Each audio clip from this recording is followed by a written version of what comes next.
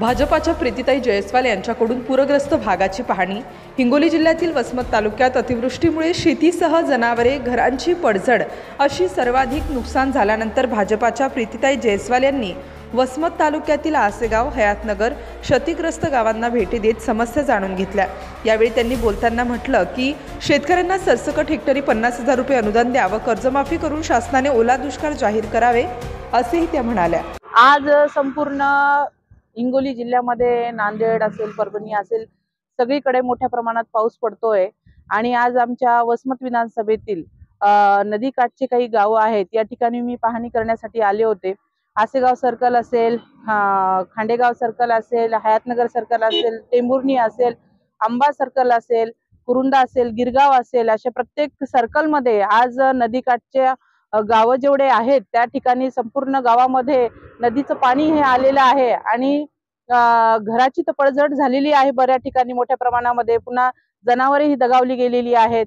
प्रत्येक शेतामध्ये हे पाणी आल्यामुळे जमीन ही खडून वाहून गेलेली आहे। आता या ठिकाणी दुबार पेरणी तर करूच शकत नाही, दुबार पेरणीचाही प्रश्न राहिलेला नाहीये, कारण की जमीन सरसकट अशी खडून वाहून गेलेली आहे। या ठिकाणी पीक येणं आता येऊ शकत नाही। त्यामुळे आज शासनाने, प्रशासनाने या ठिकाणी गांभीर्याने या गोष्टीची दखल घेतली पाहिजे। आज हिंगोली जिल्ह्यामध्ये जो काही निधी माननीय देवेंद्र फडणवीस साहेबांनी घोषित केलेला आहे तो निधी या ठिकाणी शेतकऱ्यांच्या जेवढं नुकसान झालेलं आहे तेवढं ती भरपाई भरून निघू शकत नाही। त्यामुळे शेतकऱ्यांना, सगळ्या गावकऱ्यांच्या वतीने तसेच मी आमच्या सर्व युती सरकारला एक विनंती करू इच्छिते की सरसकट शेतकऱ्यांना 50,000 रुपये हेक्टरी ही मदत प्रशासनाकडून, शासनाकडून मिळाली पाहिजे। कारण की आज एवढं मोठ्या प्रमाणात जे नुकसान झालेलं आहे हे अतिशय, आता सणवार हे डोळ्यास येणार आहे आणि नुकतीच आता दिवाळी आलेली आहे आणि शेतकऱ्यांचं जे काही आता सणवार आहे ते आता आपण बघू शकता की संकट एवढं मोठं आहे की शेतकरी राजा आज हतबल झालेला आहे। त्यामुळे प्रशासनाने या गोष्टीची गांभीर्याने दखल घेतली पाहिजे। तसेच हे बांधव माझे या ठिकाणी उपस्थित आहे, शेतकरी बांधव यांचं जे काही नुकसान झालेले आहे ते खूप मोठ्या प्रमाणात नुकसान झालेलं आहे।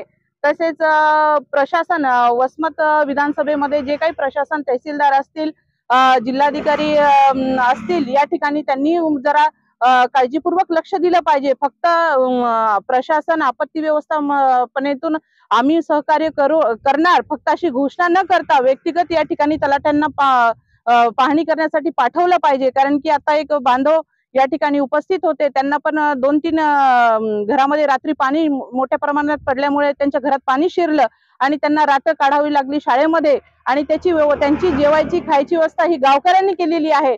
तर हे काम प्रशासनाचं आहे, हे प्रशासनाने याची दखल घेतली पाहिजे आणि त्यांना ज्या ठिकाणी अशा काही घरांमध्ये जिथे पाणी गेलेले आहे त्या लोकांची पर्यायी व्यवस्था करून त्यांना त्या ठिकाणी जेवणा खावण्याची व्यवस्था प्रशासनाने केली पाहिजे। याची दखल पण प्रशासनाने घेतली पाहिजे अशी विनंती मी त्यांना करते। तसेच शासनाला आम्ही विनंती करू की प्रत्येकी हेक्टरी 50,000 रुपये सरसकट यांना दिलंच पाहिजे आणि फळबागा असतील आणि इतरही जे पीक या ठिकाणी लावलेलं आहे त्यांचं खूप मोठ्या प्रमाणात नुकसान झालेलं आहे।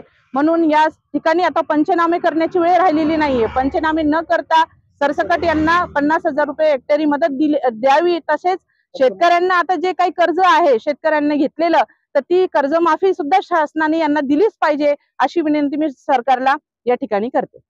मी जयवंत बालेराव, शेतकरी आहे एक आसेगावचा। आमचं महापुरामुळे पूर्ण सोयाबीन हे पूर्णतः नष्ट झालेलं आहे। हार्वेस्टिंगला आलेलं होतं।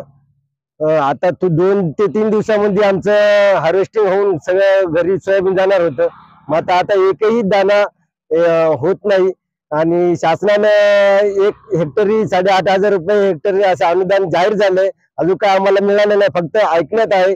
मात्र हे अनुदान आमच्या साध्या बॅगाचा खर्च सुद्धा निघत नाही। आमचा जवळपास हेक्टरी 50,000 रुपये खर्च झालेला आहे आणि तेवढी मदत शासनाने आम्हाला द्यायला पाहिजे। 50,000 रुपये हेक्टर कमीत कमी कर्ज आणि याच्या पुढील आम्हाला नोटीस आलेल्या आहेत बँकेच्या कर्ज फेडण्याच्या, ते आम्ही आता कर्ज काही फेडू शकत नाही आणि दिवाळी दसरा तर साजराच करू शकत नाही आणि आमचं कर्जमाफी व्हावी सरकारकडे ही आमची थोडी विनंती आहे।